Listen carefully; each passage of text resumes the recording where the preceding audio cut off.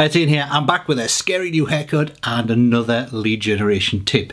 So on my recent survey, the question I probably got asked more than any other was about LinkedIn. Can you use LinkedIn for lead generation? How do you use it? What are the best ways of using it, etc. So let's run through some of the very best ways of using LinkedIn for lead generation. And just to start, just as a kind of fundamental, you may hear a lot of people when you read any articles or see anything on LinkedIn, it's all about your LinkedIn profile.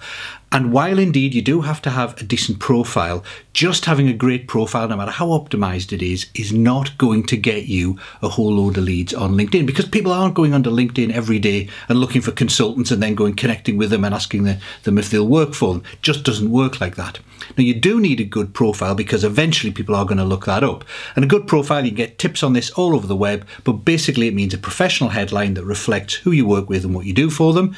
So the benefits they get from working with you or the problems you solve. Expand on that in your summary, give some evidence for it in terms of testimonials, facts and figures, and then have a clear call to action for how people might want to get in contact with you or go to your website, etc.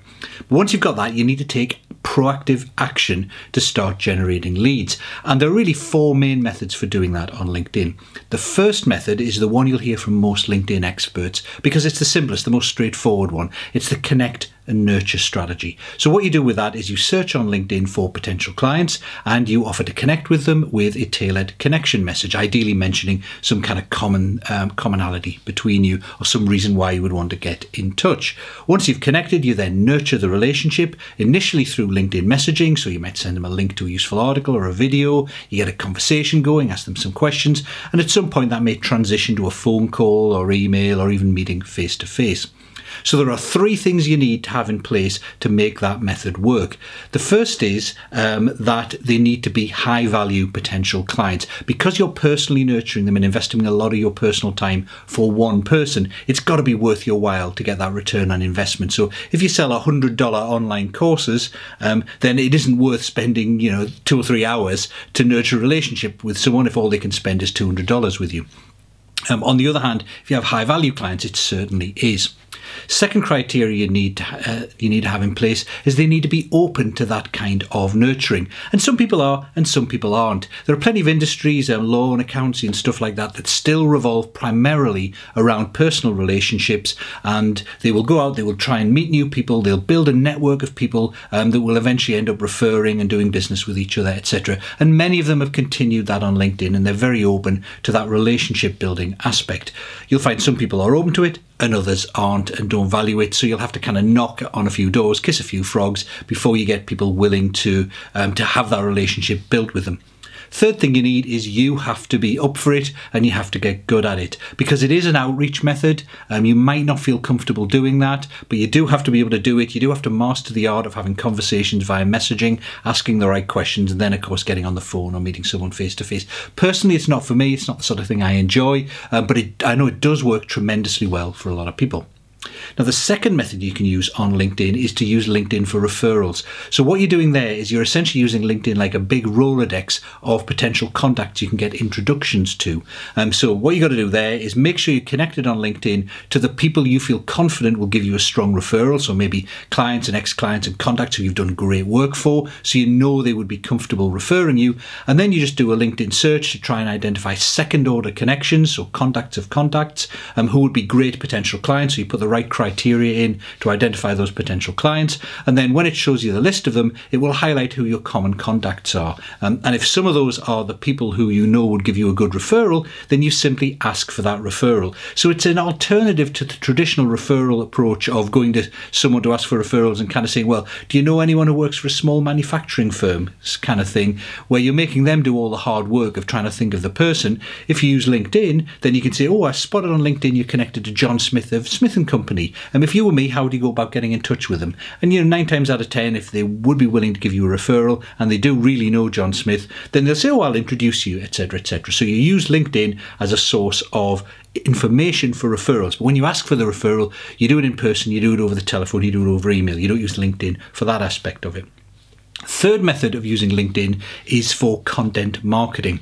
Now, the way many people use LinkedIn has really changed in the last year or so with a lot of the usability improvements. So it used to be people almost always just went onto LinkedIn to maybe make a connection or respond to a message, etc. But nowadays, a lot of people are getting on LinkedIn and they are looking at their news feed. They might not go there primarily for it, but they're spending time on their news feed, scrolling through articles to see if there's anything interesting there. And what that means is content marketing on LinkedIn is now proving to be very effective. And because not a lot of people are doing it, and not a lot of people are doing it well, you can make a big impact. So if you scroll through your newsfeed, what you'll notice is there's a lot of posts on there, and mainly they're kind of images and links to external articles and stuff like that. And they've got 1 comment and 2 likes and stuff like that. But eventually you'll hit one that's got 50 comments and 47 likes. And behind the scenes, it's getting thousands and thousands of views. So in other words, the person who wrote that article is getting front of mind with thousands of people who are looking at that article and reading it. Now, the LinkedIn algorithm changes all the time, but right now it is favoring pure text-only posts. So if you look down your newsfeed, you'll find most of the posts with loads of comments and likes are primarily just text-only, or they are short native videos. So not a YouTube video, but a video uploaded to LinkedIn. LinkedIn does not want people to leave the LinkedIn platform. It kind of penalizes if there's a link in the actual article itself and you send them off LinkedIn. It wants to keep people on LinkedIn because that's where it earns its money, from people being on LinkedIn. So if you can write a good post in that 1,300 words, especially one where you capture people's attention with something kind of emotionally compelling in the first few words, because usually the first couple of lines appear before people have to expand it. If you tell a little story in there, a little parable with a meaning at the end, and you do something that people can comment on that stirs some emotion for people, because people kind of feel empathy with it and they want to comment on it, or you ask a question. Similarly in your video, if you ask a question, if you get people to comment, if people start engaging with your content on LinkedIn early on in the first couple of hours, then LinkedIn sees that as a sign that it's the kind of thing people want to see, and it starts spreading it more and more, and you can get a kind of mini viral effect. Now, that's also dependent on you being connected to the right people. So in parallel with doing content on LinkedIn, you'll want to connect with your potential clients or other people who are connected to them. So you've got a big network of potential clients who are seeing that content. So that's content marketing on LinkedIn. There's a lot more to be said about that. I'm sure I'll come back to that another day. Final method is LinkedIn advertising. Another big topic. LinkedIn advertising it's a bit of a clunky platform, nowhere near as advanced as the Facebook advertising platform, and it's much more expensive per click. But if the targeting criteria on LinkedIn, which are largely based on demographics and firmographics, so where someone is, who they work for, their job title, their level of seniority, the number of people in the company, if you can find your target clients really well through those criteria, then you can do well with LinkedIn advertising. I certainly tested on a couple of occasions. The last time I tested it, it was something like a 400% ROI within a couple of weeks for me, in terms of people then going to a sign-up page, signing up, and a number of them signing up for one of my paid programs. So LinkedIn advertising can work well. So those are your big 4 methods. It's the straightforward one of connect and nurture. It's using LinkedIn as a Rolodex to find people you can get referrals to. It's doing content marketing on LinkedIn, and it's using LinkedIn advertising. All 4 can work. They work well in different circumstances. So if you have a lot of high value potential clients, you might want to go down the connect and nurture route, or maybe referrals. If you maybe have online courses and stuff like that and you need a larger number of people, you might want to go down the content marketing or the advertising route.